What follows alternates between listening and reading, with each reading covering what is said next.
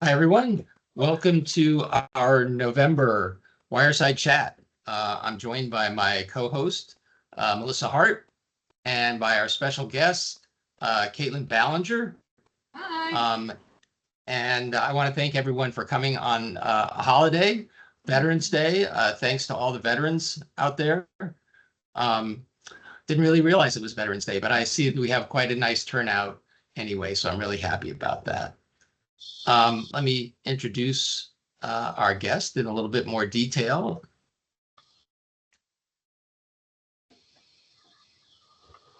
Let's see here. Kaitlyn, I have your bio here somewhere, I swear. I can introduce myself if you need. No, here we go. It's such a great one. I want to read it. Okay, Kait Ballenger is an award-winning author of dark romantasy and paranormal romance. She is obsessed with tales of morally gray, sometimes villainous heroes, and can't resist the spicy redemption arc. A graduate of Spalding University's MFA program, she has been teaching in higher education since 2013 and at SNHU since 2020. Her debut novel, Rogue Wolf Hunter, earned her a coveted Publishers Weekly starred review, and Cowboy Wolf Trouble, the first book in her best-selling Seven Range Shifter series, spent several weeks in the top 10 of the Amazon bestseller charts. She's published both independently and with multiple publishers over the course of her career, including Harlequin, HQN, Sourcebooks Casablanca, and most recently Amazon publishing Montlake. Her upcoming Montlake release, Original Sinner, is the first in a 3-book trilogy and will be available on March 25th, 2025. When Kait's not busy writing spicy paranormal fantasy or grading papers, she can usually be found with her nose buried in someone else's books. She lives in Florida with her husband and 2 sons, and I'm going to throw a copy of the cover. I can do that, can I? Can I, Yes, Kait? yeah. Of Kait's new book into the chat because I think it's such an awesome cover. Look at that. Original Sinner. There it is. Yeah, they haven't put it up on the detail page yet on Amazon, so. All right, so everybody here is getting a sneak peek.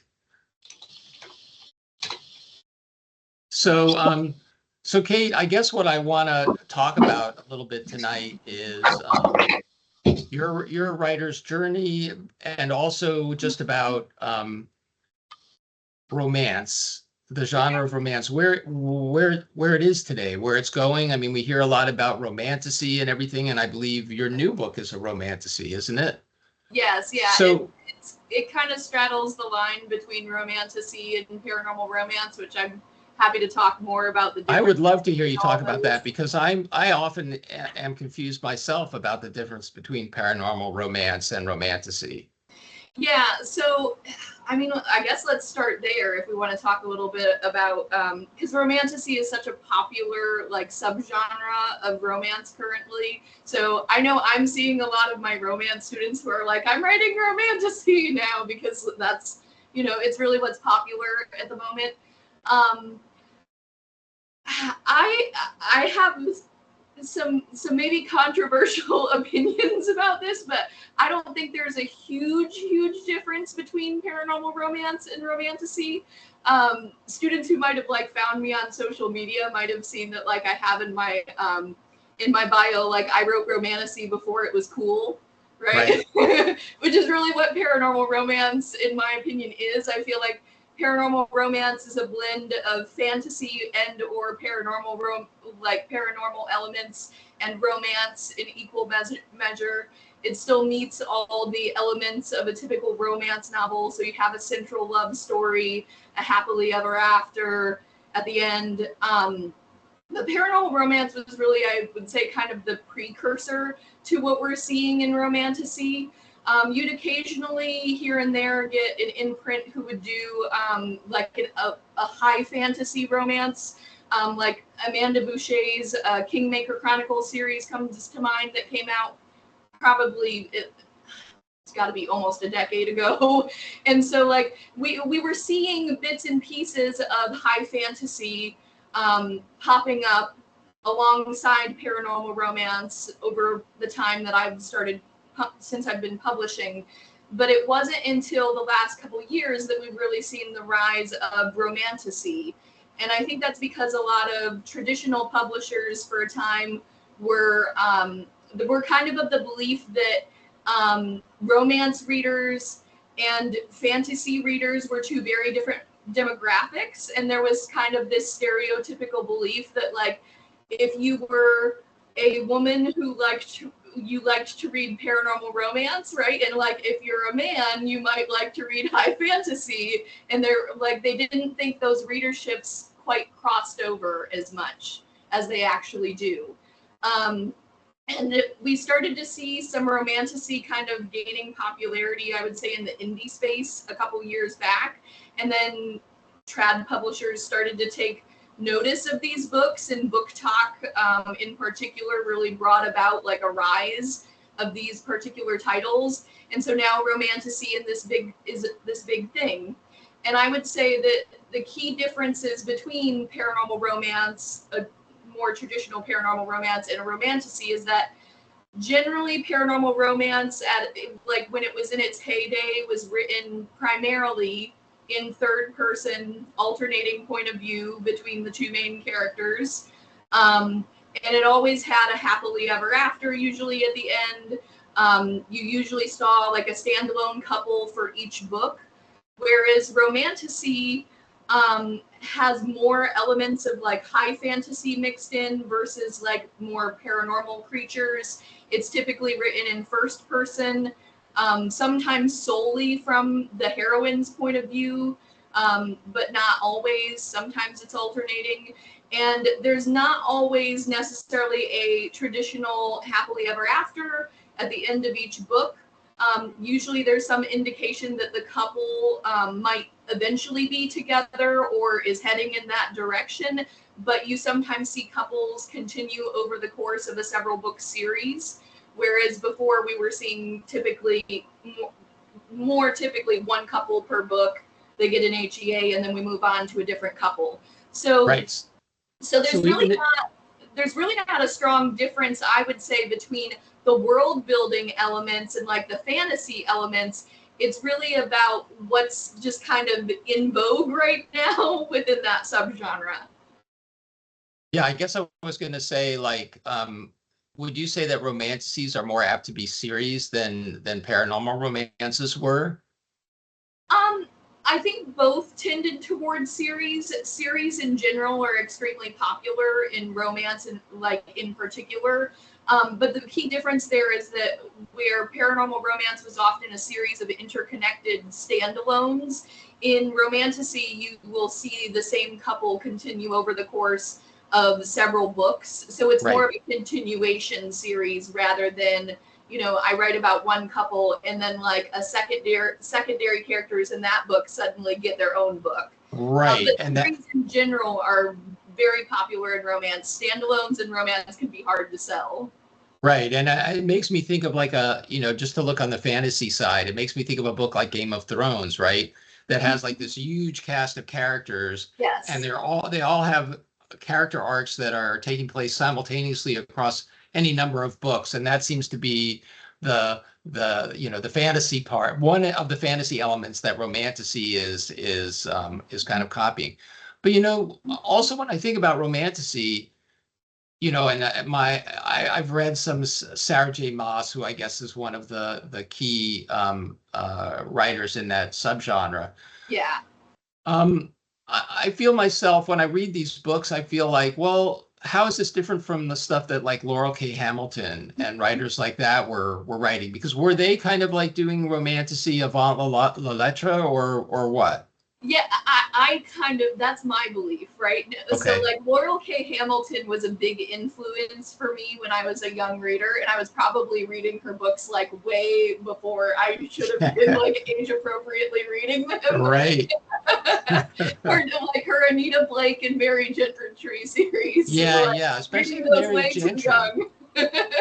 but so she was kind of like a foundational author that I really like loved and read and admired when like in my younger years. So I consider her kind of one of my early inspirations, and I very much think that she was doing kind of like early romantasy style things because it was more of it in an urban fantasy way But Right. where romantasy initially started out as only sort of high fantasy romance, we're starting to see more urban fantasy romance and that sort of thing creeping into that space as that part of the subgenre becomes more like saturated.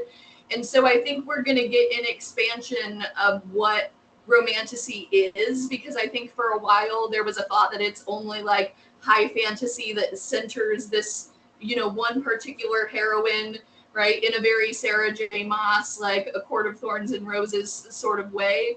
But now we're seeing a little bit of divergence from that in varying books that are coming out, both in indie and in the trad spaces.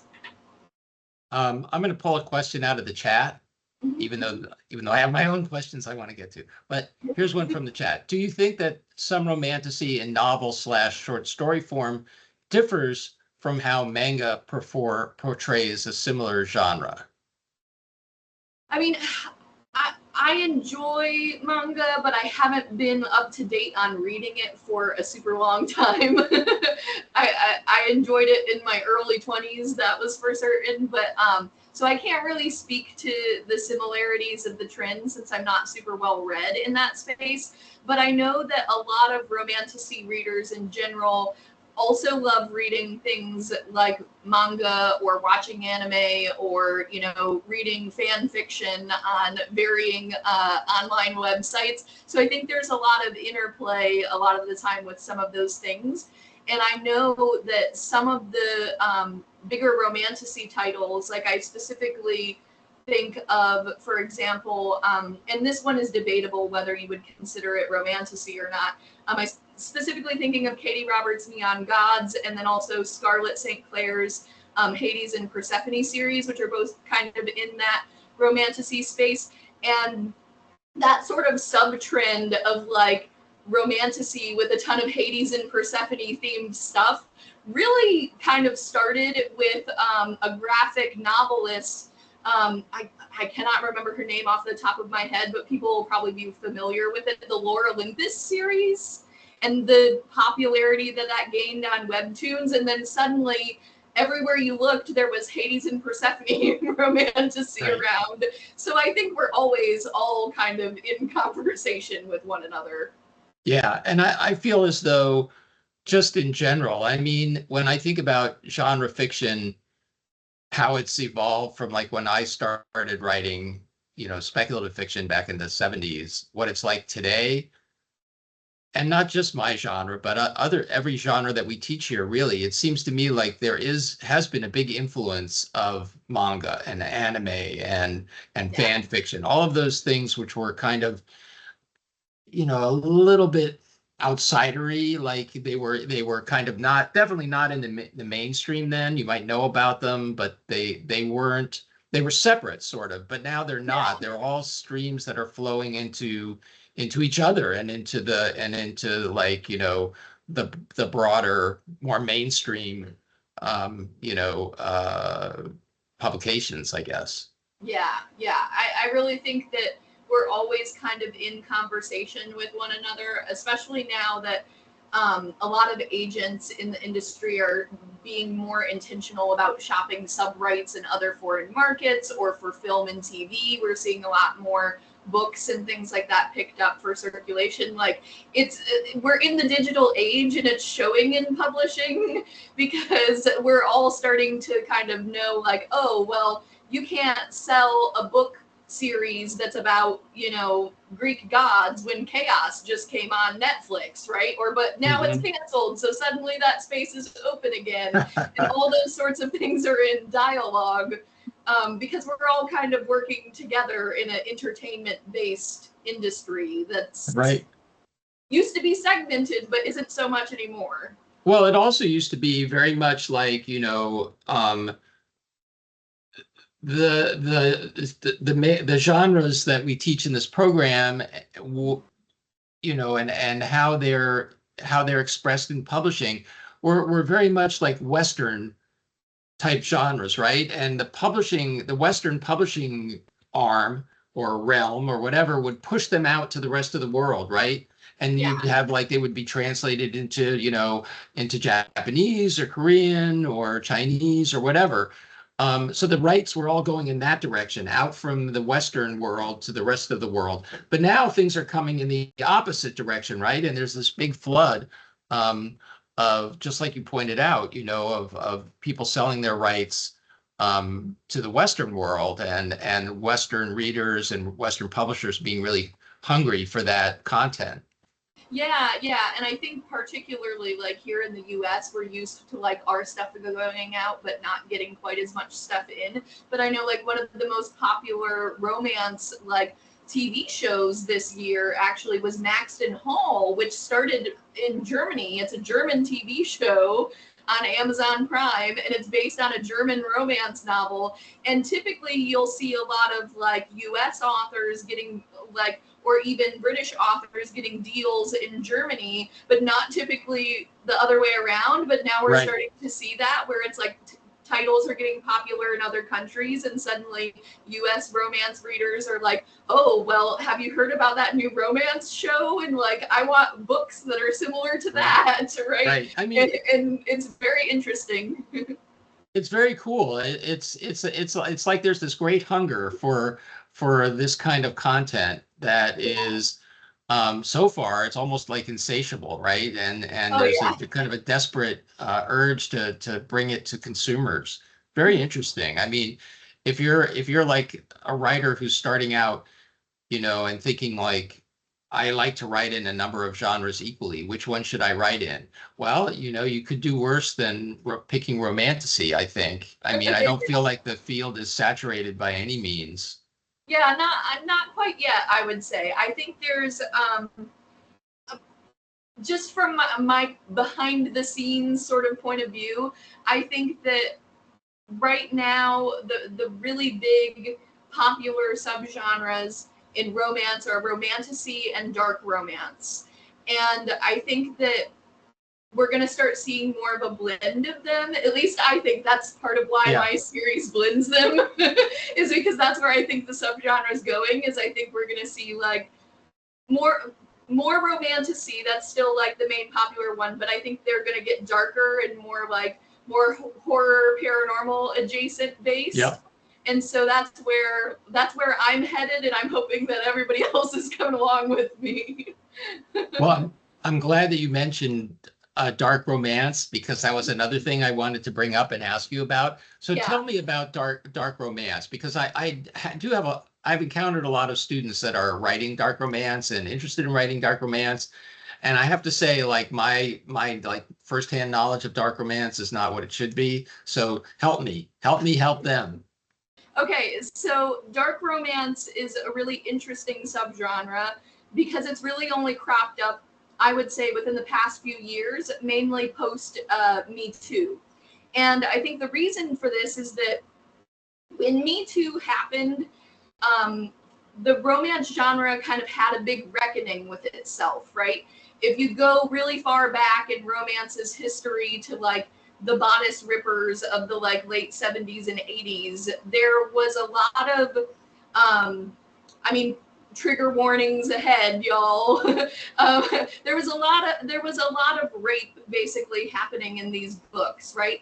And at the time, these were existing in a cultural context of it was not okay for women and to be considered valuable members of society if they were also expressing themselves in an openly sexual way. So in these novels, the men were more forceful and like, but then as time went on, we got away from that in romance. You started seeing more consent forward representations as the genre moved forward. But then when Me Too happened, it was like those last vestiges of those bodice rippers really had to be reckoned with. Like we kind of had to grapple with that history. And so when that happened, it became sort of a mantra in the traditional publishing industry of that it has to be 100% explicit consent all the way. Everybody needs to be fully on board, etc. Which is great, right? Very pro Me Too. I think most romance authors are. But I also feel like there were a lot of romance authors at that time who said, but if I want to explore something that's a little darker, because romance is not always perfect. Sometimes love can be a little bit more toxic, right? Where is the space for me to do this? And so we started seeing dark romance crop up in the indie space, and it gained a lot of popularity. And it's known for the titles all have very long, extensive trigger warnings because we're going back in some ways to some problematic content, but it's in a way where we're letting readers know up front that we're aware this is problematic. We're acknowledging that it's problematic. There's content warnings, so that way readers who are more sensitive to content like that might be able to sort of emotionally and mentally protect themselves, right? So that's really where dark romance came into play. And I think it's kind of like the best way to express it is that it's the embodiment of like taking the trope of like the ultra bad boy and making him like truly bad. Is the best way to describe what we're seeing in dark romance. And you know, there's a lot of debate about like what it means for the romance genre that we kind of are so into this dark romance right now. But I know a lot of readers in particular have said that it can be kind of a trauma healing thing for them to either read or write this content and address it in a sort of safe space, because ultimately, even if the content is problematic, I mean, the book itself is it's a way to experience safe danger, if that makes any sense. So that's really where the rise of dark romance came. It's so it's hard to say what is and is not dark romance. Typically, it's used to describe contemporary. We see a lot of mafia romance that's mixed in there. Sometimes like motorcycle clubs, like rough and tough sort of characters. But we're also seeing it kind of cross over into other subgenres. So like, for example, Original Sinner is what I would consider to be a blend of romantasy and dark romance. So to give a bit of background on it, the reason that I consider it to be dark romance is because the hero is the literal devil, right? He and the other 7 deadly sins rule New York City, and he's not a good person. He's not I mean, he's exactly what you would expect him to be. He's the devil. And so because of that, there's a lot of things he might do throughout the course of the book that would not be okay if you were a contemporary romance reader wanting, you know, to see the sort of hero or love interest who's going to be incredibly kind and caring and considerate of you, as we would all want in our real lives. But dark romance sort of plays on those darker parts of fantasy and lets us explore those in a kind of morally gray way.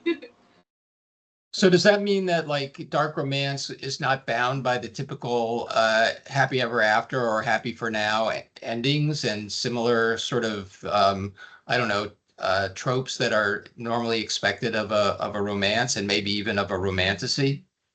I wouldn't go that far. I will say that typically there is a happily ever after at the end, or in the same way as romantasy, a continuation of the characters and their love story, and eventually they get together at the end of a multi-book series. So there's still that element of happily ever after. It's more about there's no restrictions about the way we get to that happily ever after, in a way where if you're not writing dark romance, it's going to be very, you know, consent forward, positive portrayals of whatever characters you're writing. People are generally portrayed as flawed but morally good, whereas in dark romance you're not getting characters who might not be, you're getting characters who might not to most people be deserving of love, right? Because they're not always good people. So the other thing that I was thinking about, and I'm going to get to some questions in the chat in just a second, because when you talk about dark romance and some of the topics and milieus in which it's set, it makes me think of like, alpha male romances and also of like, BDSM romances and stuff like that. But hearing you talk about it just now, it makes me feel like maybe the distinction is that even in those romances, there's some element of consent. I mean, in BDSM, it's like there's a big element of consent. But even with Yes. the alpha male romances, it's like, the guys may be, in my opinion, coming across as like real jerks and everything, but there's still that element of consent, right? Because the woman ultimately will say, admit to herself that she likes it that way, and that's Yeah. what she's. If only she had known sooner that was what she was really interested in. So those seem like they're still, even though the subject matter is a little bit darker, they're still on the more traditional romance side of the equation. Yeah, and I think it's important to note that there's varying what we would call like shades of gray within dark romance. So for example, like Original Sinner is what I would consider like the lighter shade of dark romance, right? You understand why Lucifer as a character would be manipulative and maybe not the nicest person, right? But ultimately, everything that happens as far as the sexual elements of his and the heroine's relationship is consensual, right? There is a strong BDSM theme in that series, and so everything is very consent forward in that way. But it still falls kind of within the dark romance category because, he's out there killing people. He's not a very nice guy. Their relationship might be consensual, but ultimately he's her boss at her company. And like, so there's some elements there that are not quite Me Too friendly. And that kind of puts it sort of over the line into that dark romance space, but not quite as far as some other titles that get a lot more sort of violent and kind of scary. Like, personally, as a reader of that subgenre, I tend toward the lighter stuff because there are hard lines for me to draw that I can't go deeper into that space and still enjoy reading it. Right.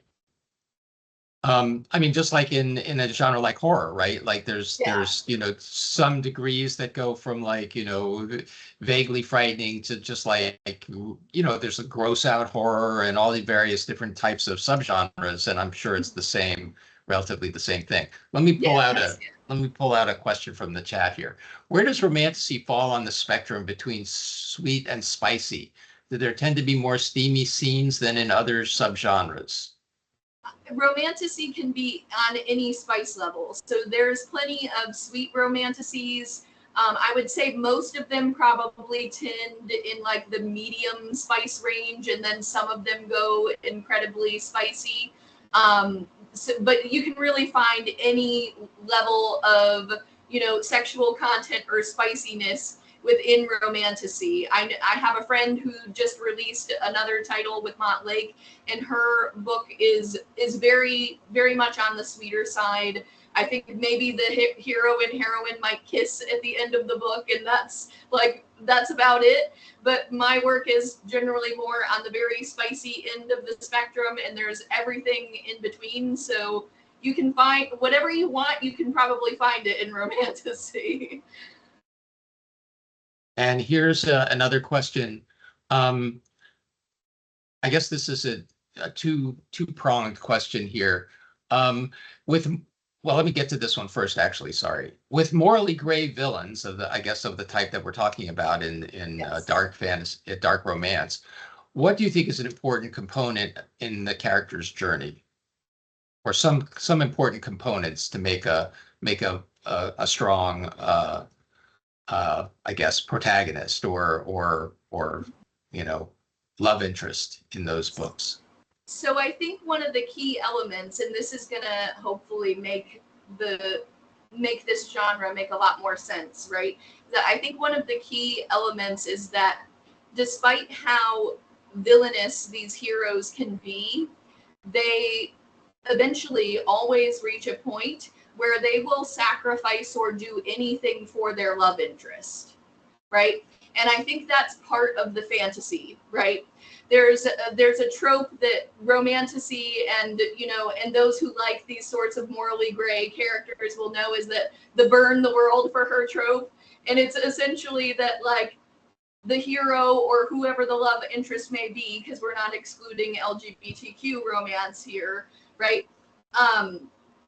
Whoever they may be, they're willing to go to very far extremes to protect the person they love, or, you know, keep them safe in some variety. So it's almost like I'm willing to cross morally gray lines in order to be your person, right? So I think that the underlying element that appeals to all these, you know, characters is that sense of extreme loyalty. And they don't necessarily have it at the start of the story, I'll say that, but they usually develop it at least by the end of book one or beyond. And some of the amusement I think that readers get out of this is the idea that you could love someone so completely, even if it's in a very toxic way. Right. I mean, that's the dividing line between love and obsession. Maybe yes, maybe there isn't one. Yeah, and there is a lot of playing with the idea of what is love versus what is obsession versus what is toxic, what is not, in dark romance that you don't typically get in the general romance genre. So it's really kind of asking a lot of those questions. Yeah, somebody in the chat, when we were talking earlier just about I guess the beginning of our conversation about dark fantasy, kind of characterized it as romance for Dexter. Right? Yeah. And I mean, it seems like that would actually be a great book or a series. So there is actually a book that has a somewhat similar plotline to that.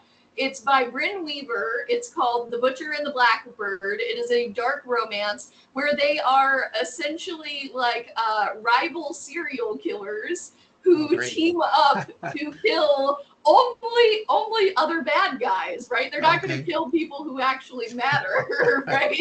But it's very gruesome. It's very gory, but it's like Dexter with a romantic couple meets a rom-com. It's very funny, like in a very dark humor sort of way, and like highly entertaining. So I recommend it. That sounds great. I mean, you know, it goes to show you, like, if you come up with a like a fresh twist on it, somebody's already done it, right? Yes, probably. Yeah. Oftentimes that's definitely the case in romance. It's like it's such a popular genre, and there's so many people writing and reading it that it's hard to find something extremely fresh to do. I mean, it happens, it does, but those people tend to be trailblazers of like what is soon going to be a new genre with loads of other titles and similarities. But the great thing about romance readers is that they love to go back to the same or similar tropes done in slightly different ways. Mm-hmm. So even though at the start of romantasy, we had what felt like 5 million Hades and Persephone books, you know, readers just devoured all of them. They were loving that particular trope at that time. And then now they've shifted to other high fantasies, and like it continues to go on from there. So what do you think, like, if you were to chart out the future, just in terms of the genre itself, where do you see it going? That's a hard question, because you know, I don't want to make the conversation super political, but I'll be honest that a lot of romance writers in particular are very worried about like the book banning talks of Project 2025. Oh, yeah. And I think that's an important thing for us to talk about, because there are actual implications of things like that within the industry. And so I think a lot of us are wondering how that's going to affect what traditional publishers are doing, you know, versus what people are doing in the indie space, and, you know, how those two spaces interplay with one another. So it's kind of difficult to say at this moment for that reason. I know that for me personally, I'm just going to keep writing what I'm writing, and I don't really have any intention of censoring myself in any way. And I would say the vast majority of romance writers, and writers in particular, probably have similar feelings, that they don't love the idea of censorship, or book banning in general. But so I think we'll have to see.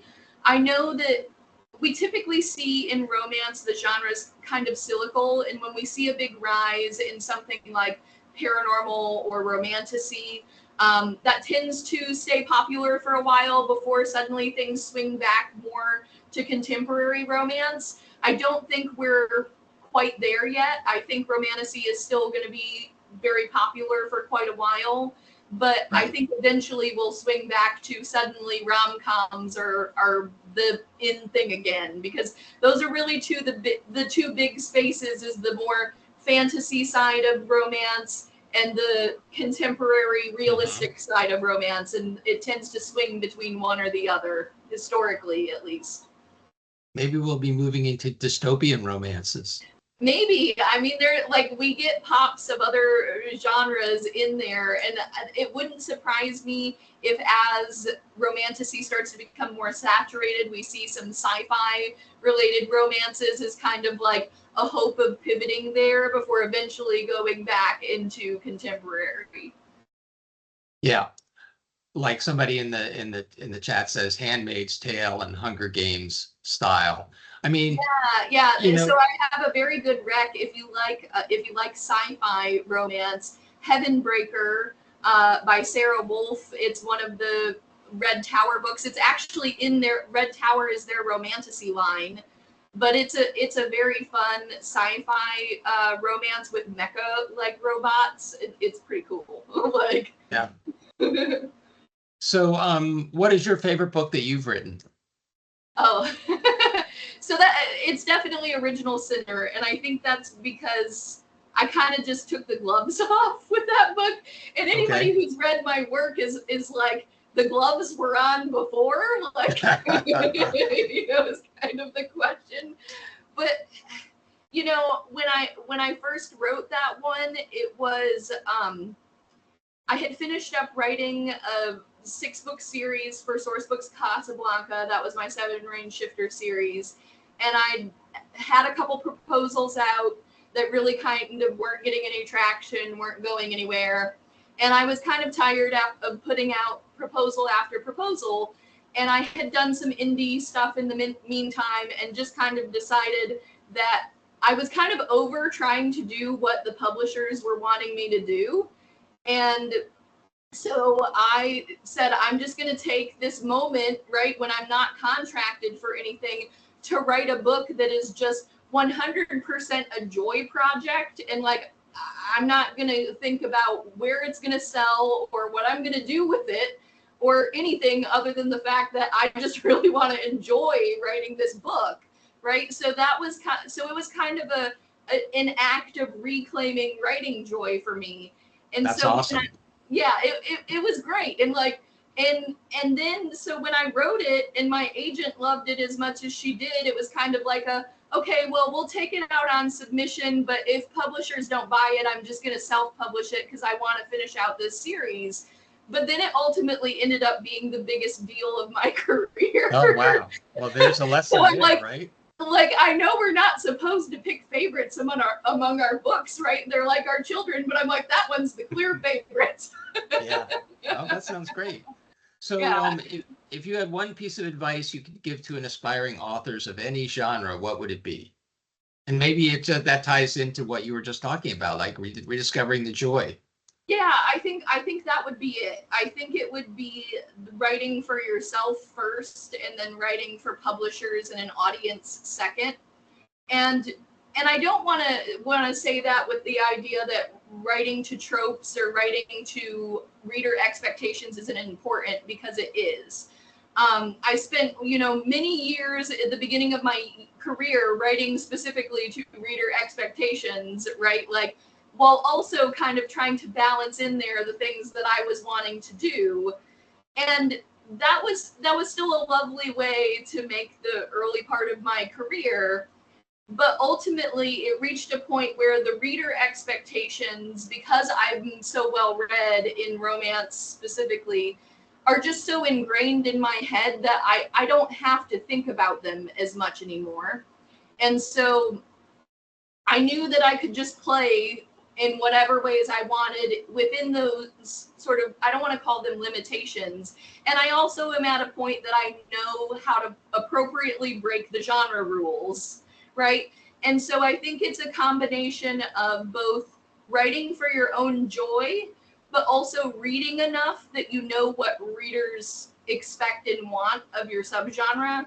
Because I don't think there's any better craft teacher than having been really well read within your subgenre. Mm-hmm. And I feel like everything I've gained as an author since I finished my own MFA and like all the experience I've gained over the years, like some of the best lessons I've learned have been from reading what other authors are doing and saying, wow, how did they do that? And sort of dissecting that. And I think if you can approach it with that sort of curiosity, but also the search for joy, like it's going to be great. Yeah, that kind of answers a question that was also in the chat. How do you balance being a reader and being a writer? Yeah, I think it's hard because I know a lot of writers will say like they don't like to read, other writers' books or in their subgenre. This is a frequent thing I hear while they're writing, and I to some degree understand that sentiment. But my opposing question would be, how can you know like if what you're doing is going to hit well in your genre if you're not reading other writers, right? And I think that comes back to what we were saying about us all being in conversation with one another. Just because you're doing something similar or, you're doing something that you've taken inspiration from here or there, as long as you're not out and out plagiarizing, right? We always are all taking inspiration from one another. Sure. And so I think that trying to write your work in a vacuum and not read in your genre is only going to hurt you when it comes to creating new and fresh and exciting ideas, because we often get these ideas from inputting what other artists and writers are doing. So at times when I'm super busy and I'm having trouble reading, I will do audiobooks, which is a totally valid form of reading in itself, or I will watch like shows on TV, that sort of thing. Any kind of storytelling is ultimately like going to be relevant. But if you can keep reading in your genre, I mean, just at your own pace. I don't consider myself like a really voracious reader. I read probably anywhere from about like 35 to maybe 50 books a year, which is like, I think is not that much. Some people think it's a lot, but it's like I just always sort of have something going. Once I am finished with one thing, I pick another book up and then I keep going from there. And I don't keep myself married to any, that I have to read paranormal romance or I have to read romantasy. I just let myself read for fun within romance and other adjacent subgenres that I like, and the ideas keep coming, Yeah. So, I mean, I think I agree with you. Like, it's important to have an idea of what is going on in your genre now as you're, as you're thinking about like how to pitch your book and where to pitch it and to whom to pitch it. But how important is it to be conversant in the history of your genre? Like not just the stuff that's coming out now, but the stuff that was written 10 years ago, 20 years ago, 30 years ago. Do you need to have an understanding of like the evolution of your genre in order to write effectively in it? I think to some degree you do. I don't think you have to be an expert on the history of your genre, but I do think you need to have at least a cursory knowledge of where, the influences come from to really understand, like, because every genre has tropes, right? We love to say that romance is like the trope genre, but like, if you're writing a book, there's tropes in it. It just depends on what tropes and in what subgenre. And so when you're able to look back over the course of where your genre's history came from, you're able to kind of get a better bird's eye view and better context for where it's going. So like for me, I I don't consider myself an expert in romance history. When people say they want like a romance historian, I'm like, go talk to Sarah McLean, because she is a big like major historian of like older romance novels. But I have gone back into some of the more popular books of like the 80s and 90s, right? Occasionally to like just thumb through them. Sometimes I read parts, sometimes I read the whole thing, just to kind of get a feel for what people were doing at that time before I was actively a romance reader, because I think knowing where we came from is always going to help you know how to go forward. Yep. I'm going to pull another question out of the chat. I feel somewhat nervous about writing in the romance genre because I would feel tempted to control the amount of bleed over of my personal context into my writing. Seems like there would be more propensity for that in romance. There's actually, I would say there's not. In my experience, like, you know, you often sometimes get people, especially when you're writing on the spicier side of romance, who ask kind of these off the wall questions about your personal life, and which are, you know, completely inappropriate. But and the sort of canned answer that I and other romance writers come up with is like, you know, there's nothing more about my life in the sex scenes than there are in my murder scenes. Right? Well, that's either reassuring or really worrisome. I'm not sure. Yeah, it could be either, right? Like, but ultimately the idea like is that you don't have to make anything that you're writing personal, right? Like, nothing about what I'm writing, for example, right now in an original center has anything to do with my day-to-day life, right? It's complete and total fantasy in that way. I don't live in New York City. I'm not married to a billionaire who's actually the devil, right? Like, I promise you, it's not a problem. And I think even when writers are writing, say, more contemporary romance, you know, it's still there's always going to be parts of you in any book that you write. Like, it doesn't matter whether you're writing speculative fiction or, you know, contemporary literary fiction or romance. There is going to be parts of you in your life in any sort of thing you create, because that's ultimately what makes it yours. That's what makes up your narrative voice. But I don't think that there's any more of authors in their romance novels than there are in a speculative author's, you know, fantasy books. I think we tend to believe that of romance writers because we're like, well, you know, clearly they're drawing this from somewhere.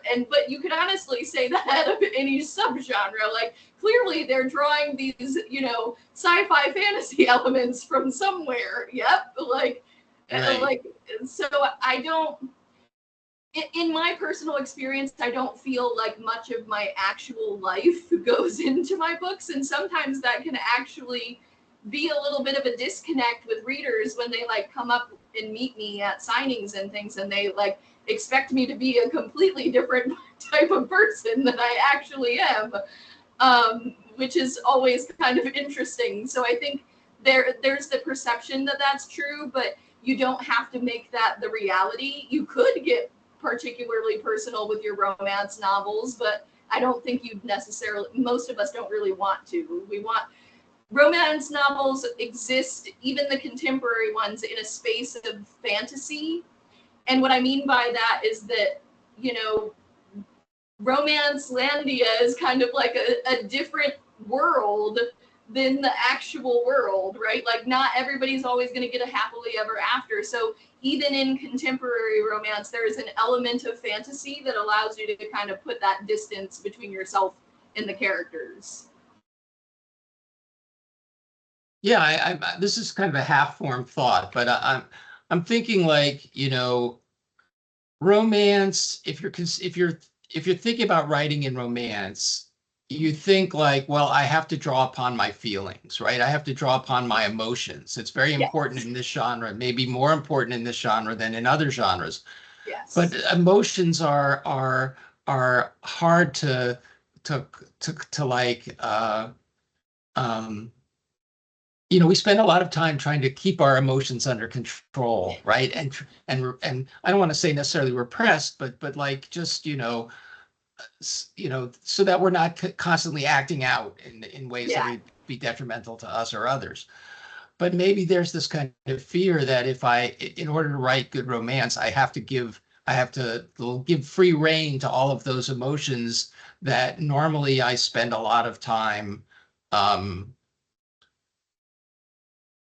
sort of making sure that they stay in their place. I mean, I'm not expressing this very well, but it might be kind of frightening to think like, well, here's a genre in which I have to let it all hang out and I don't know what's going to come out. Yeah, I see what you're saying there. And I do think that romance requires a lot more emotional heavy lifting, I would say, as a writer.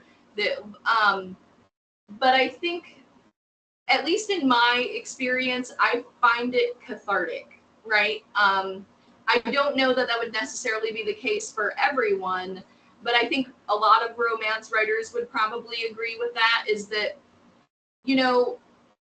whereas in our day-to-day lives, we might be trying to hold some of those emotions in and not always letting them rule over us, right? When you're working in your manuscript, that is kind of a safe space for you to let all of that out. And that can, in a way, be scary when you consider that other people are going to be reading it. But that's why I think it's important that we don't focus on who's going to be reading it too much when we're writing that initial first draft, because you're just sort of allowing some of that to get onto the page, right? Like you're letting it flow in that way.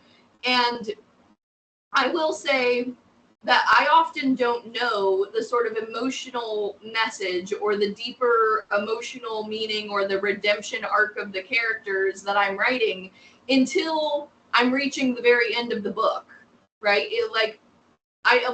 It's coming out of me, but I don't know where it's going until I reach the end. And this is particularly fresh on my mind at the moment because I'm on deadline for book 2 in the original Sinner series. And I am finishing it up this week, and I'm like at the 80,000 word mark currently. And I've just now realized basically where this heroine's emotional arc has been going, right? Like it's been there all along, but I couldn't see it because I was too in the book, right, to really see where it was going.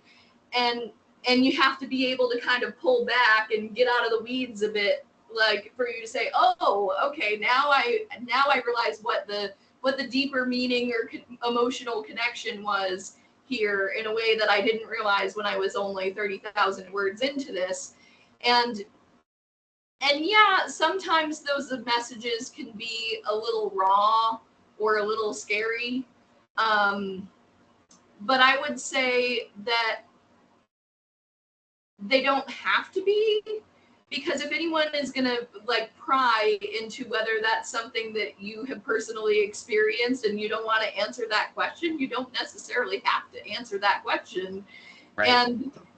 And I don't think all authors write and pour their emotions into their characters in that way. Some do, and I would say a higher than usual amount in romance. But I don't think it has to be something super personal. And I think it's also important to remember that emotions are fleeting, right? So whatever emotions I might have written about for characters, for example, like in my 7-Range Shifter series, I'm like, I'm a totally different person than I was when I was writing then. So you're really seeing only a snapshot of a person at a specific moment in time of when they're writing this. And it doesn't necessarily mean anything about who they are, even a few weeks to months after they've finished the book. Like, it can change so quickly, I guess is what I'm trying to say. People are constantly changing. So we're kind of coming up towards the end of our chat, but I want to squeeze in one more question. This is kind of a process question, because you just mentioned that, your understanding of the emotional arc of this particular character in the sequel to Original Sinner has hit you, as you're basically, you know, in the home stretch of the book. So what does that mean in terms of like revisions? Like, what's the next step? Do you have to go back over what you've already written and rearrange things in order to make that arc that you now perceive more, I don't know, more less cluttered or more clear? Or how do you approach that? So I actually like tend to revise as I write. So oftentimes, like in order to get back into a scene, I go a couple scenes back and I read what I've already written, and I'm kind of adding and layering in as I go, and Okay. then writing new things. Um, but oftentimes, at least for me, I feel like my subconscious is often 5 steps ahead of my actual brain. Like, Oh yeah. like Right. so when I look back over the course of the sequel to Original Sinner, which is called Wicked Believer, it's I a lot of those elements are already there. I will probably have to like bring some of them out a little bit more in small ways within edits. But I feel like my subconscious knew where I was going, even though I did not.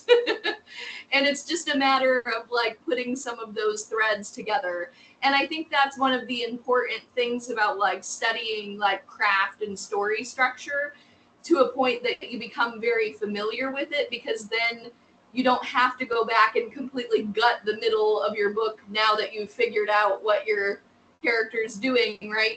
You might have to make smaller adjustments throughout, and knowing your structure in that way can really help with that.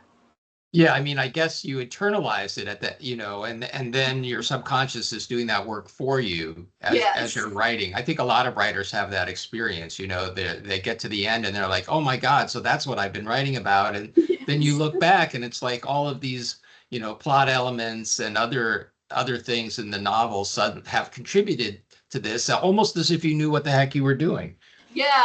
My husband is very used to me like coming into the house from when I've been working, because like my office is separate from the rest of the house, and I'm like, I don't know what the characters are doing. They've done this like really insane thing. It makes no sense to me. Like, where is this going? And then a couple days later, I'm like, now I realize where they were going. Right, Like, it makes sense now. But like, and right. in that way, it does sometimes feel like they are people of their own, because our subconscious is several steps ahead. Yeah, but I mean, I feel, you know, I feel like it's important to have faith in your creative abilities and in Yes. your creative unconscious, right? And that's a hard thing to learn, because you're Yes. afraid you're going to mess up. Yeah, Um, yeah. Well, and I will say there have been times where that fear has gotten the better of me, and so I've changed something to closer to what conscious Kate was right. thinking what the story was going to be, and it's always a mistake. Yeah. It's Yeah. always a mistake. But I mean, you also like kind of balancing that out. You have to reach a point at your mastery of craft and your Yes. familiarity with the genre, with the tropes of your genre and everything, that you're kind of that those understandings are always in operation, you know, within you at Yes. the same time. Yeah, that was definitely, it was a different process for sure when I first started out in my writing career, because I'm more of a discovery writer now. I tend to plot as I'm going, but early in my career I was somewhere in between, and then around the time that I started working on the Seven Range Shifter series, I was not a heavy plotter but more plot heavy, where I was kind of, I felt like I was needing the more established structure of digging down into what the story arc was very early, so I knew where I was going.